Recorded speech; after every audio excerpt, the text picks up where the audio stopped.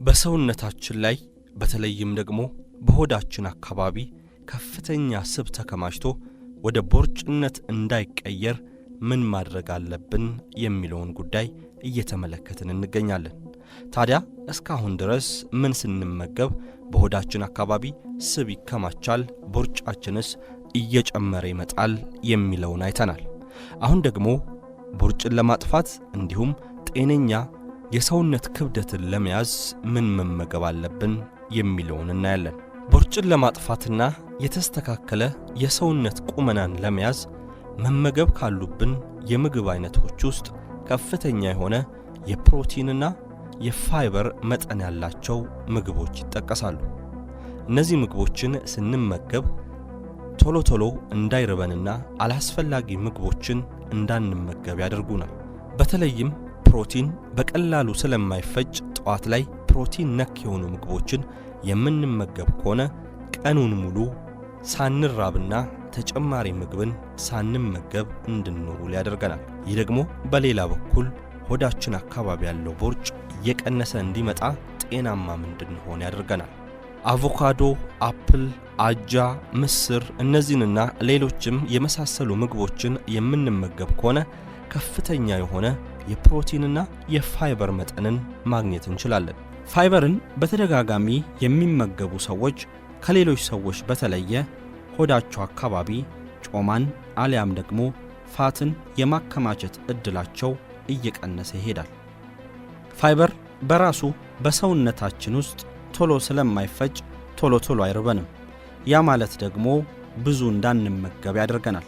ያ በሌላ መንገድ ሰውነት የመጨመራችንን ወይም ደግሞ ቦርጫችን አካባቢ የሚከማቸውን የጮማ መጠን እየቀነሰ እንዲሄድ ያደርገዋል። ፋይበር ብቻውን መመገብ ግን ቦርጫችን አካባቢ ያለውን ጮማ እንዲጠፋ አድርገውም። ከዛ ጎን ለጎን ግን በፕሮቲን ይበልጥ የበለጸጉ ምግቦችንም መመገብ ይኖርብናል። ፕሮቲንም እንደ ፋይበር ሁሉ በሰውነታችን ውስጥ በቀላሉ አይፈጭም። ያ ደግሞ ሰውነታችን ምግብ ለመፍጨት ይበልጥ ኢነርጂ እንዲጠቀም ያደርገዋል። በብዛት የሚጠቀመው ኢነርጂ ደግሞ በሆዳችን አካባቢ የሚገኘውን ፋት ይሆናል ማለት ነው። ይህ ደግሞ በተዘዋዋሪ በቦርጫችን አካባቢ ያለው ፋት ወይም ጮማ እየቀነሰ እንዲሄድ ያደርገዋል። ቦርጬ እንዲጠፋ ፈልጋለሁ፣ ነገር ግን ጣፋጭ ነገርም ፈጽሞ ማቆም አልፈልግም የምትሉ ከሆነ ደግሞ ዳርክ ቸኮሌት ወይም ደግሞ ጥቁር ቸኮሌትን መመገብ እንችላለን። ጥቁር ቸኮሌት ወይም ዳርክ ቸኮሌት ከሌሎቹ የቸኮሌት አይነቶች ጋር ሲነጻጸር ከፍተኛ የሆነ ጠቀሜታን አለው። ከዛ ባለፈም በውስጡ ያለው የስኳር መጠን አነስተኛ መሆኑን ተከትሎ በጤናችን ላይ የሚያደርሰው ጉዳትም የዛኑ ያክል ያነሰ እንዲሆን ያደርገዋል። ከምግብ ባለፈ ምን አይነት መጠጦችን መጠጣት አለብን ካላችሁ ደግሞ ግሪን ቲ ወይም አረንጓዴ ሻይ እንዲሁም የአናናስ ጁስና ውሃን በከፍተኛ ሁኔታ መጠጣት ይጠበቅብናል። ቦርጭን ለመቀነስና ለማጥፋት ግን ከምንመገበው ምግብ ጎን ለጎን የምንመገብበት ሰዓትም እጅጉን ወሳኝ ነው። ሁሌም ቢሆን በተለይም እራታችንን ስንመገብ እንቅልፍ ከመተኛታችን ከ2 ሰዓታት በፊት ቢሆን ይመከራል። ጨውንም ከምግባችን ውስጥ ሙሉ ለሙሉ ማስወጣት ከቻልን ብናስወጣው ይመከራል። ያንን የማንችል ከሆነ ግን በምግባችን ውስጥ ያለውን የጨው መጠን በመቀነስ መጠቀም የግድ ይለናል። ከዛ ጎን ለጎን ግን አልኮልንም ባንጠጣ ይመከራል። ከዛ ባለፈ ደግሞ በሱፐርማርኬቶች ውስጥ በሱቆች ውስጥ የሚሸጡ የተዘጋጁ ምግቦችም ለጤናችን ጠንቅ መሆናቸውና ቦርጫችንንም እያሰፉት እንደሚሄዱ የተለያዩ ጥናቶች ያመለክታሉ። ምናልባት እነዚህ አይነት ምግቦችን እና መጠጦችን ለምን አትጠቀሙ ተባለ ብላችሁ ልትጠይቁ ትችላላችሁ። እዚህ ጋር ምላሹ አንድ ነው። እነዚህ ምግቦች በአብዛኛው በፋብሪካ ውስጥ የሚያልፉ መሆናቸውን ተከትሎ የተለያዩ ተጨማሪ ኬሚካሎች በውስጣቸው ይጨመራል። እነዚህ ኬሚካሎችም ታዲያ ለጤናችን ጠንቅ ናቸው። ከዛ ባለፈ ተጠብሰው የሚቀርቡ ምግቦችም ቢሆኑ በውስጣቸው አስፈላጊ ያልሆኑ በርካታ ፋቶችን ይዟል።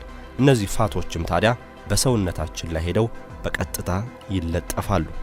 መመገብ ከምናቆማቸው እንዲሁም ይበልጥ መመገብ ካሉብን ምግቦች ጎን ለጎን ግን የተለያዩ የህይወት ዘይቤዎችም ቦርጭ በሆዳችን አካባቢ እየበዛ እንዲሄድ ሊያደርግ ይችላል። ታዲያ እነዚህን ነገሮች በማጥፋት በሆዳችን አካባቢ ያለውን ጮማ ወይም ቦርጭ መቆጣጠር ይኖርብናል። ከነዚህ ውስጥ አንዱ ደግሞ ጭንቀት ነው።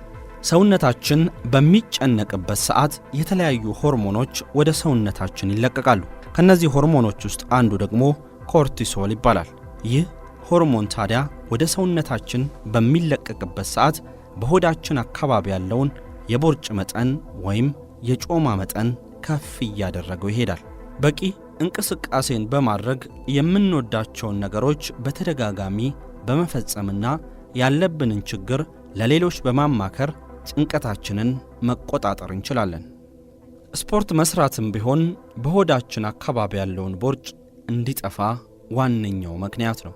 ይህ ሲባል ግን አብዛኛው ሰው ሆዱ ላይ ብቻ በማተኮር ሲታፕን የመሳሰሉ ስፖርታዊ እንቅስቃሴዎችን ይሰራል። ነገር ግን ሆዳችን አካባቢ ያለውን ቦርጭ ማጥፋት የምንፈልግ ከሆነ ሙሉ ሰውነታችን እንቅስቃሴ ማድረግ ይኖርበታል።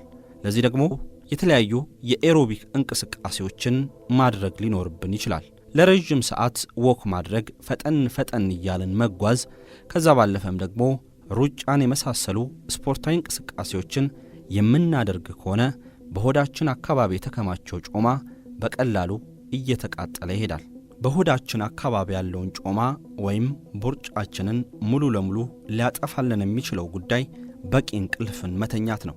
በአንድ ወቅት ላይ በተደረገ ጥናት አንድ ነገር ተገኝቷል። ይህ ነገርም በቀን ውስጥ ከ5 ሰዓት በታች የሚተኙ ሰዎች በአብዛኛው ከፍተኛ የሆነ የቦርጭ ችግር ያጋጥማቸዋል።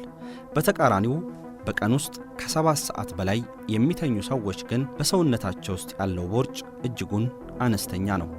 በበቂ ሁኔታ እንቅልፋችንን የማንተኛ ከሆነ ቀን ላይ ድካም ይሰማናል። ያ ድካም ደግሞ የምንመገበውን ምግብ በአግባቡ እንዳይፈጭ ያደርገዋል።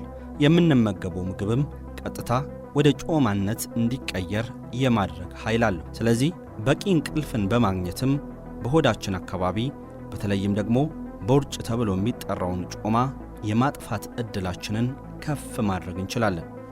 ይሄንን ካልን ግን በመጨረሻ አንድ ጉዳይን እናንሳ። ሁላችንም የተለያየ ተፈጥሮ አለን። ሁላችንም የጤና ሁኔታችን ይለያያል። የምንመገበው ማግኘት የምንችላቸው ምግቦችም የተለያዩ ሊሆኑ ይችላሉ።